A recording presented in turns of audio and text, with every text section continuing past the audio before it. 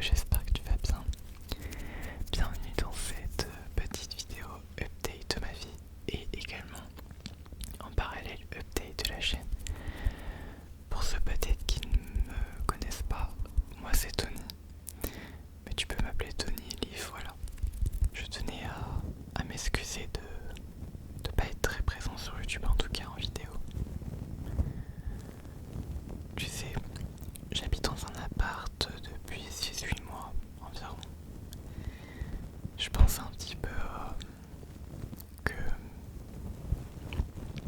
Comment dire, que il n'y aurait pas, on va dire, tous ces problèmes-là, tu vois, que je serais au calme, etc.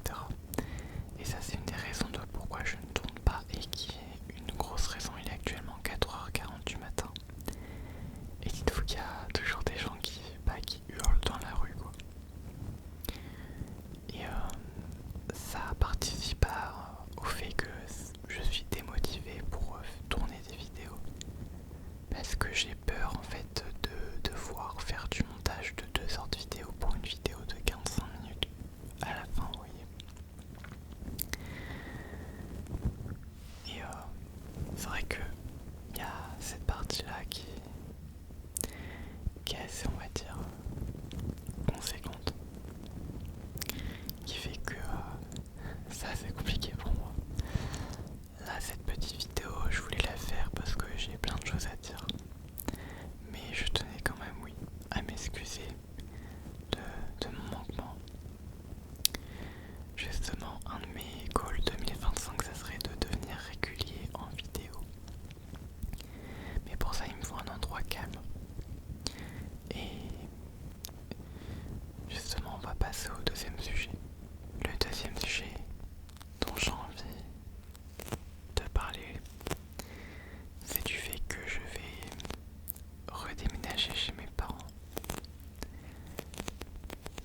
En fait, je ne sais pas si je l'ai dit dans la FAQ, mais j'ai décidé d'arrêter de faire mes études à cause de mes angoisses et de mes problèmes, on va dire, qui font que pour moi c'est très compliqué de faire des études sans finir ma boule. Pour moi, je le prends un petit peu comme un échec, je vais pas vous cacher.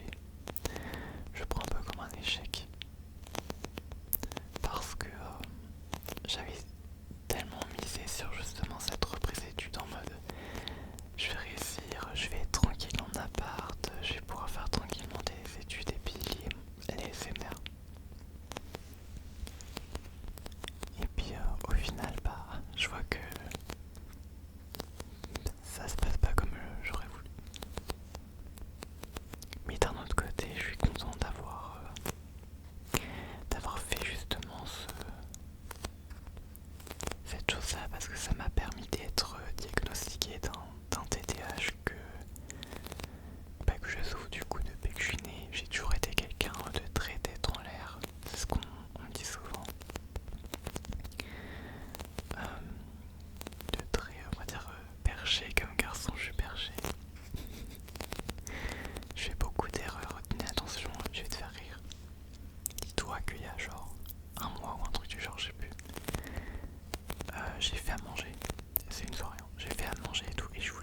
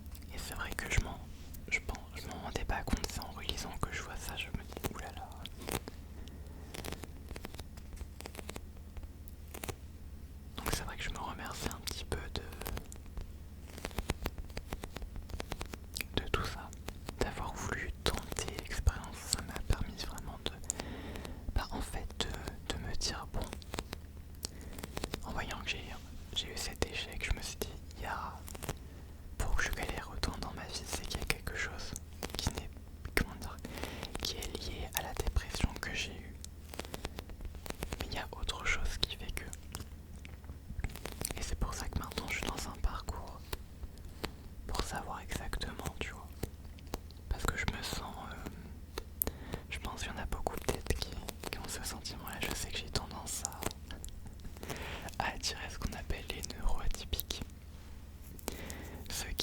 Pour ceux qui connaissent pas, les neuroatypiques ont un mode de fonctionnement qui est différent des gens normaux, entre guillemets. Et une perception différente également de la vie. Moi je me suis rendu compte, en fait, il y a 3 ans en arrière par exemple, un truc que beaucoup de gens peuvent envisager, mais vraiment beaucoup de gens, vous voyez. Il y en a plein qui se contentent d'un travail alimentaire pour pouvoir payer leurs factures, etc. C'est une connerie toute con que je vais prendre, mais pour moi c'est impossible de faire quelque chose qui ne me plaît pas, et même quelque chose qui me plaît c'est très compliqué pour moi. Et depuis 3-4 ans du coup, ouais. Pour faire court, il y a une phrase qui va peut-être te choquer, mais je préfère mourir que de faire un travail qui ne me plaît pas. Et quand je dis ça, je le dis au premier degré. C'est pour faire réagir les gens à ce sens-là, vous voyez. Et ça choque beaucoup les gens. Je crois que je l'avais dit à ma mère. Mais c'est vraiment la manière dont je fonctionne. J'ai beaucoup de mal en fait avec plein de trucs. Les gens ils vont dire putain il est chaud lui. Enfin bon, mais du coup ouais. On va dire c'est dans tout ce parcours là que je me positionne au jour d'aujourd'hui. Du coup par rapport au déménagement, je vais réemménager chez mes parents. Mais en fait j'ai un peu cet espoir de pouvoir un petit peu me stabiliser plus parce que je pourrais vraiment tourner la nuit sans qu'il y ait du bruit, donc pour moi ça sera moins démotivant. Et je compte être vraiment de nouveau actif sur TikTok et YouTube en vidéo, en plus des lives. J'aimerais bien me mettre à fond sur les SMR, tu vois, et me donner un petit peu une chance d'agrandir ma commu.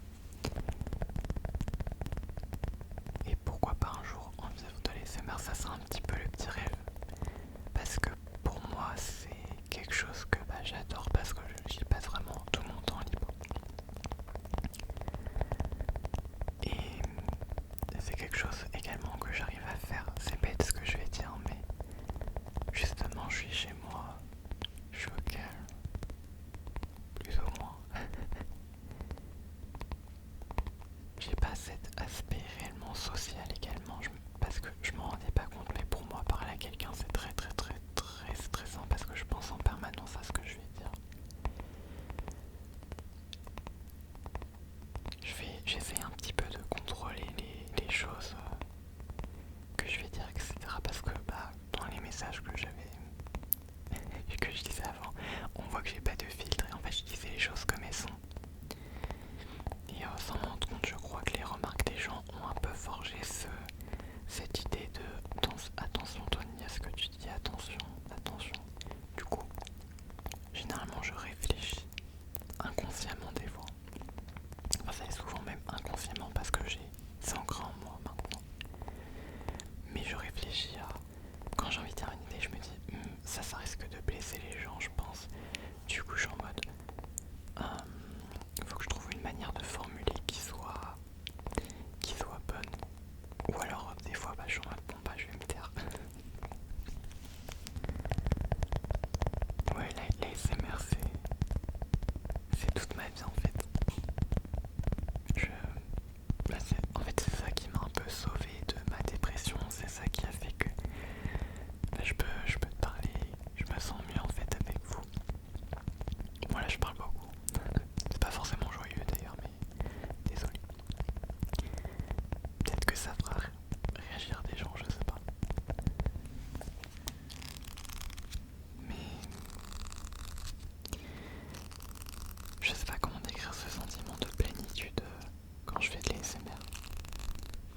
je suis avec les gens, même si c'est par écran, justement c'est encore mieux pour moi. J'ai pas tout ce stress quand il y a des gens en face de moi et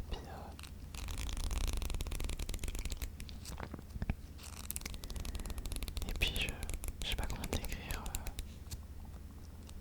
ce sentiment en fait de me sentir réellement utile. Je sais pas si tu vois un petit peu. Et puis ce qui est bien avec les SMR, c'est que je lis ce sentiment d'être utile avec une de mes passions qui est la photographie. Ça fait un moment d'ailleurs que j'ai pas fait de photographie. Et je compte reprendre. Là j'ai pour projet quand je serai rentré chez mes parents, peut-être avant, mais je pense pas avant d'être rentré chez mes parents. Enfin bref. J'ai pour projet de prendre un appareil photo. Le dernier j'espère. Parce que ça ferait le quatrième.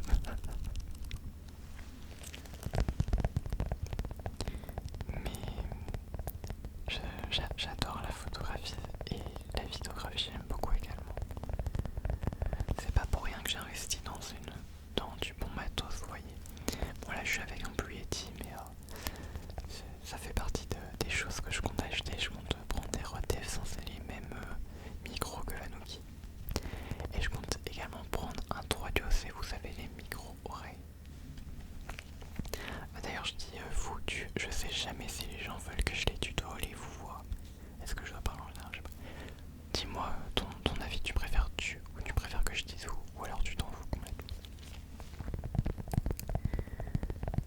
Là vous allez avoir beaucoup de choses à dire. Je fais également du coup cette vidéo parce qu'on m'a demandé de papoter. Donc voilà. Mais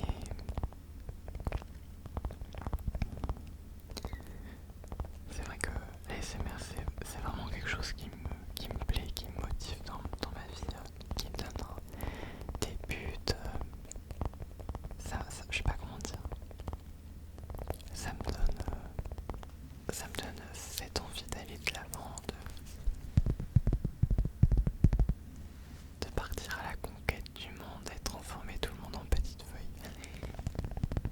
Parce que ma commune c'est les petites feuilles. Bon, ça paraît un peu ridicule, mais moi j'aime bien. Par exemple, par rapport à la photographie, je te raconte un peu ma vie. Récemment, j'ai pris des couchers de soleil qui étaient magnifiques. Tu peux le voir sur mon Insta. Le lien est en bio. Et je m'émerveille un peu de ce genre de moment-là, du coucher, du lever de soleil. Je pourrais pas te dire. Mais rien que d'y penser, ça me procure de fortes émotions. C'est une joie et une détente intense en moi. Je pense que ça doit se lire sur mon visage que j'ai envie de pleurer. Mais ouais, vous voyez, c'est... Bref. Mais je trouve ces moments tellement beaux, ces couleurs de orange, jaune, c'est mes couleurs préférées. C'est vraiment tellement magnifique. Et je suis très content d'avoir pu prendre ces photos, même si c'est juste avec mon téléphone.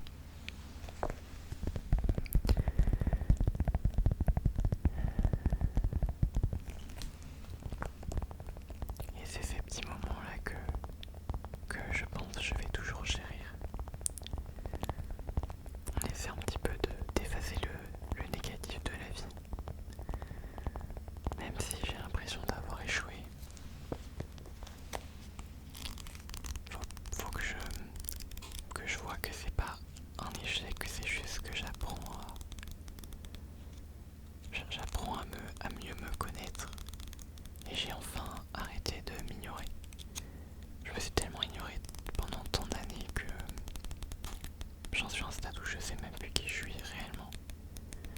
Je connais ce que j'aime, mais j'ai du mal à savoir en fait ce que je ressens, ou bien quelles sont mes limites. Mais du coup, j'apprends au fur et à mesure, savoir qui je suis. J'apprends à me découvrir. Et ça, c'est vraiment quelque chose qui est important. Savoir qui on est. Pour certains, c'est inné, pour d'autres, non.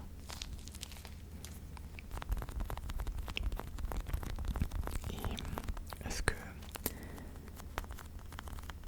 ce que je prends comme une réussite, c'est que j'ai su imposer mes limites, contrairement à il y a 3 ans.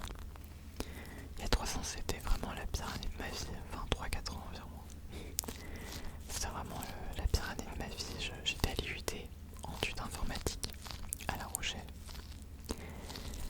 Et je faisais ce que j'appelle des crises angoisse, mais je suis pas sûr que ça soit réellement ça. Mais je faisais 2 crises par jour, ce qui me laissait dans un état pitoyable, et j'ai fini à l'hôpital en fait parce que j'avais viré 500, enfin bref. En fait, je sais pas comment vous ressentez les choses, mais moi, les émotions, c'est des ressentis également physiques.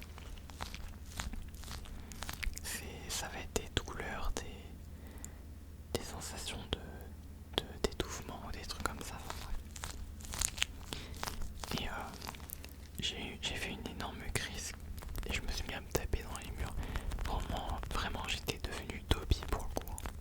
Vilain Dobby, vilain.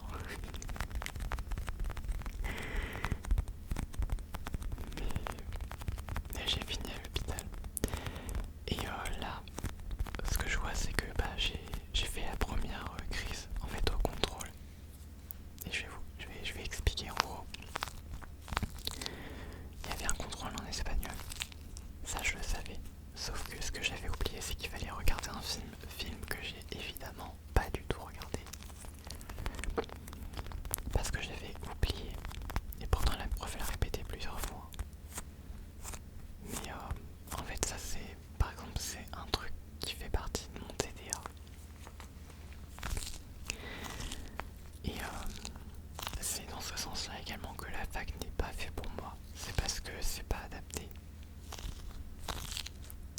C'est vraiment pas adapté. Parce que justement par rapport à ça, j'ai vu que je savais pas. Et ça comptait pour genre les 3/4 de la note. Et en fait déjà que j'étais stressé, ça a directement déclenché ma crise. J'ai essayé de me calmer pendant 15-20 minutes, c'est impossible, ça c'est l'erreur que je fais à chaque fois. Au lieu de demander à sortir, je me bloque, j'essaie de contrôler et puis j'explose à la fin. Je me suis levé, je suis sorti et là j'ai fait une énorme crise. Pour vous dire, j'ai fait une crise pendant plus d'1 heure. Le pire c'est que pendant cette crise là, on me parlait. Mais j'ai pas réussi à parler. Et quand j'ai terminé ma crise, j'ai pu reparler un petit peu. Et je répondais des trucs courts. Oui, non, voilà.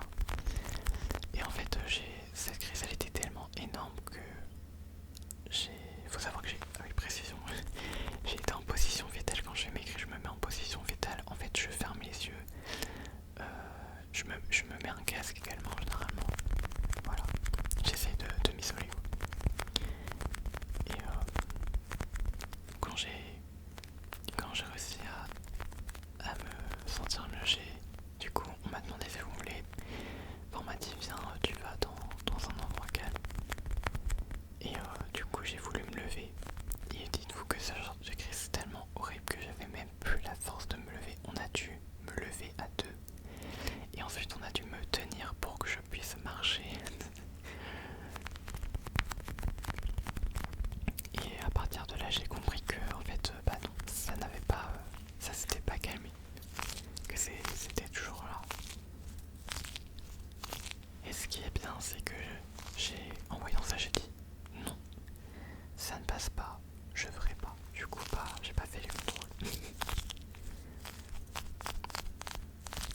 Et là, depuis janvier, j'ai également compris que ça servait un peu à rien que j'y aille alors que j'avais arrêté. Donc autant je me concentre sur l'ASMR et surtout sur ma santé mentale. C'est un peu déprimant parce que je me rends compte que je me suis pas fait d'amis. À part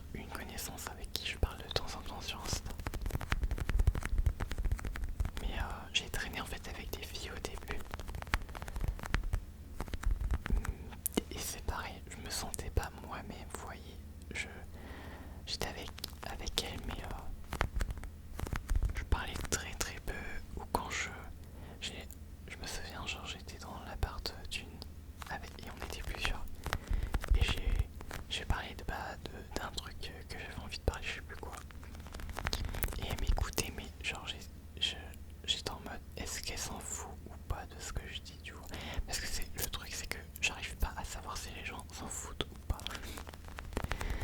Enfin, des fois c'est. Mais... Je veux dire, moi j'ai toujours cette peur de parler et que littéralement les gens s'en foutent. Tu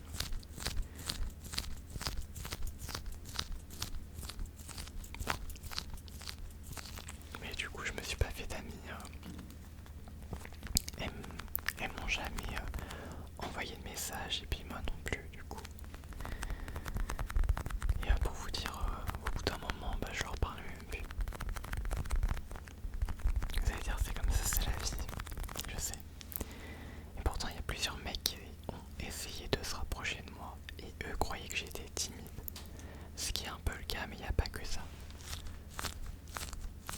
Parce que, en fait, pour les abonnés qui m'ont vu juste marcher, c'est bête, hein, mais ils m'ont tous dit que j'ai l'air d'être dans mon monde et de réfléchir.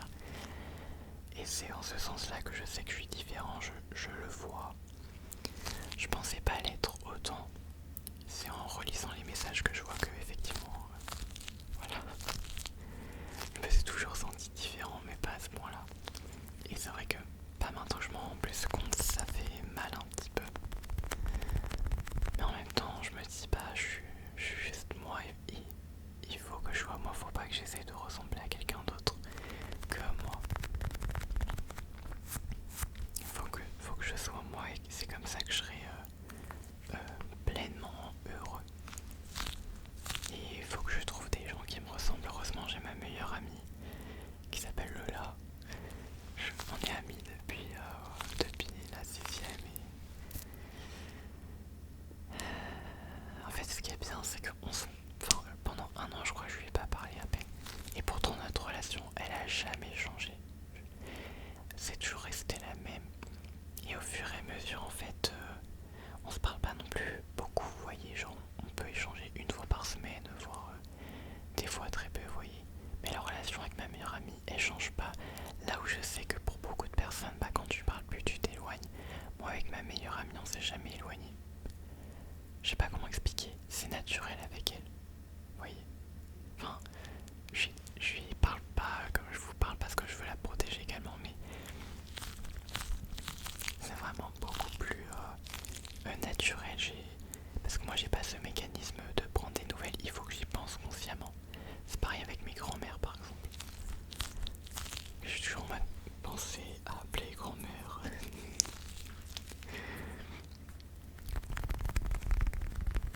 Enfin, je divague totalement, mais au moins je papote. Mais du coup, ouais, j'essaie un petit peu d'apprendre à savoir qui je suis. C'est un peu vital pour moi. Pour pouvoir poser toutes ces limites, savoir ce que je veux faire, etc. Planifier. Il y en a plein qui comprennent pas pourquoi j'arrive pas à genre vivre ma vie entre guillemets et en attendant. Sauf que le problème c'est que moi j'ai besoin de savoir pour pouvoir avancer et j'ai toujours eu ce besoin de connaître, de savoir, de me dire que je sais ça, tu vois. Et j'ai tendance, quand j'ai un problème, j'ai tendance à rester focus jusqu'à ce que je le résous. C'est toujours le truc comme ça, ce qui fait que ça me bouffe énormément d'énergie. Mais, par exemple, pour ceux qui savent pas, je suis sur Spotify, Deezer, Apple Music, Amazon Music et d'autres trucs. Le problème c'est que Deezer c'est vraiment très compliqué, je vais peut-être devoir abandonner cette plateforme. Et ça me débite un peu. Mais pour justement mettre mon ASMR dessus, j'ai passé plus d'un mois tous les jours en boucle à chercher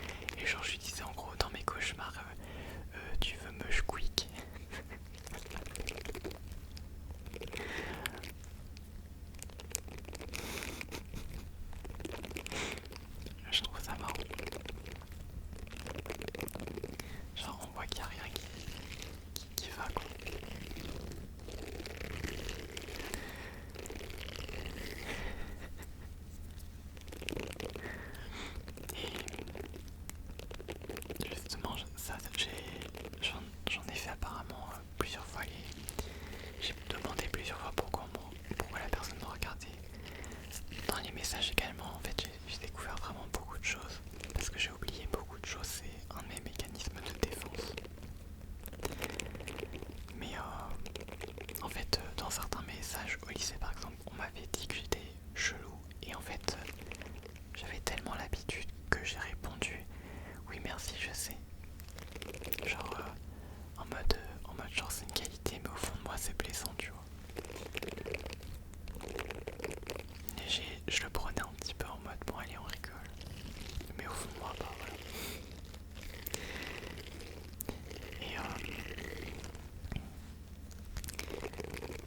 Et, j'ai pu voir également comment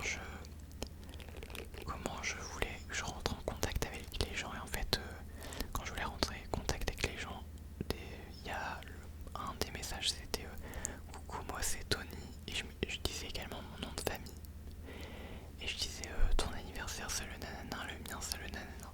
Vous voyez c'est des trucs un peu chelous quand même.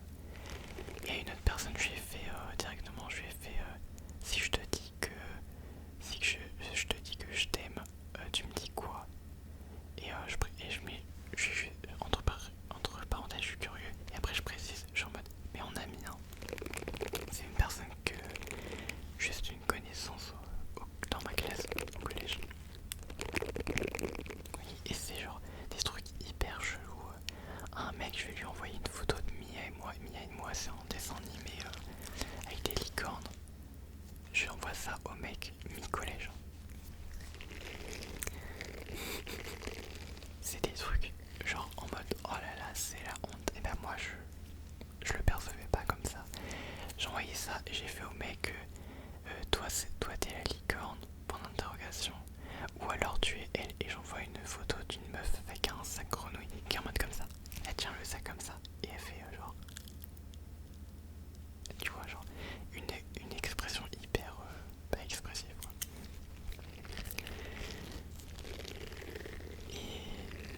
Et quand j'ai revu ça, je me suis dit, oulala, mais what the fuck.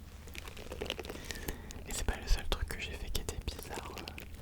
À une autre personne pour entrer en contact avec cette personne, genre je lui ai dit coucou, tu connais Mia. Non, même pas coucou.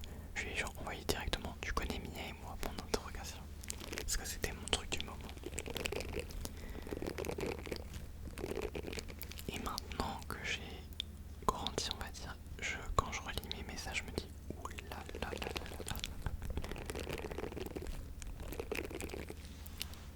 Et j'ai appris du coup, enfin j'ai compris pourquoi je galérais autant avec les gens, c'est que maintenant en fait j'ai cette peur de entre guillemets qu'on m'insulte, qu'on me rejette, etc.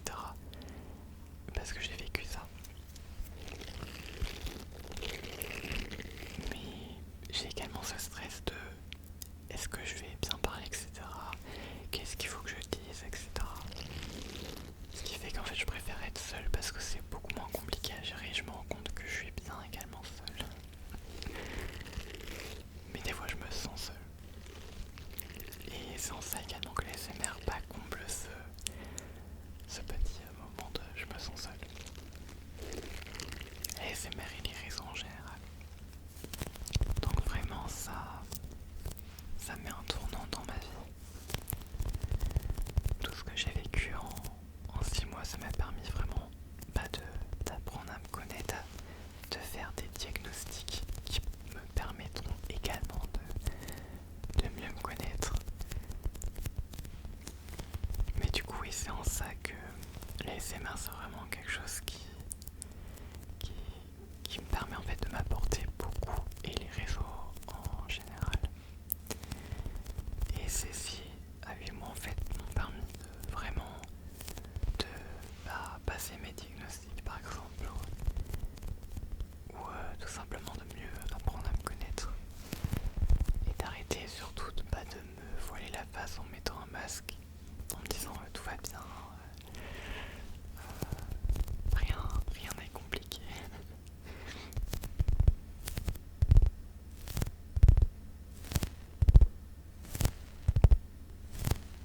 Donc vraiment d'un côté c'est un échec mais de l'autre vraiment je suis très content en fait de l'avoir fait, je regrette pas.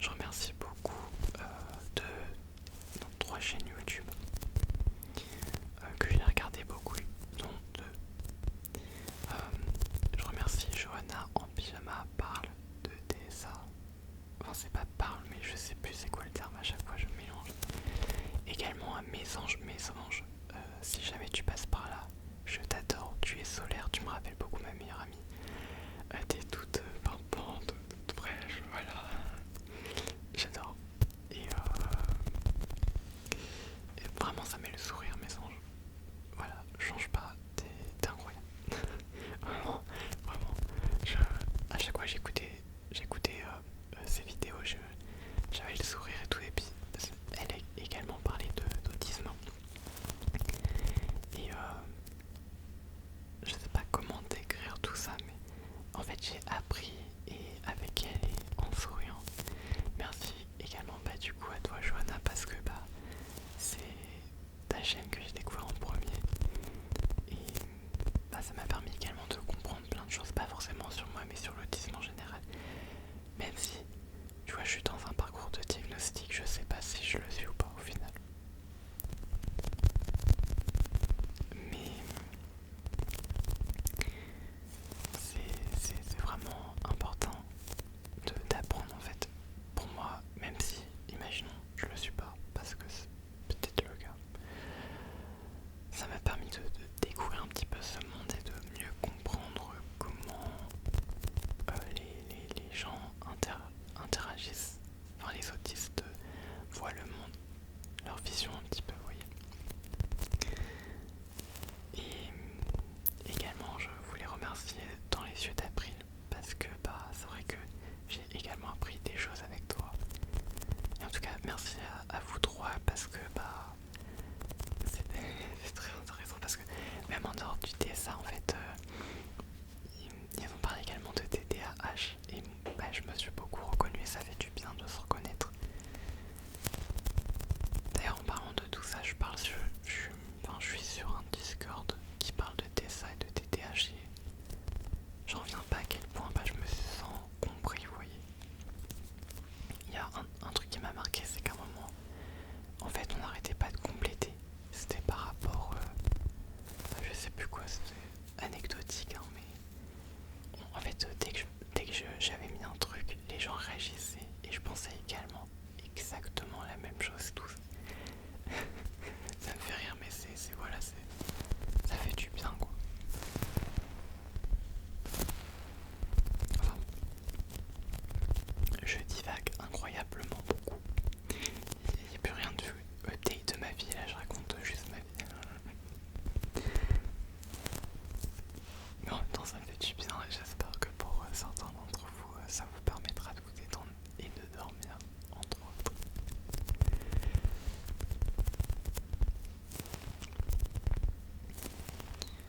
Ce qui est bien, c'est qu'en revenant chez papa et maman, je vais avoir un cadre plus stable. Déjà la nuit, je vais pouvoir dormir sans qu'il y ait du bruit ou des gens qui gueulent à 2h du matin comme j'ai eu aujourd'hui.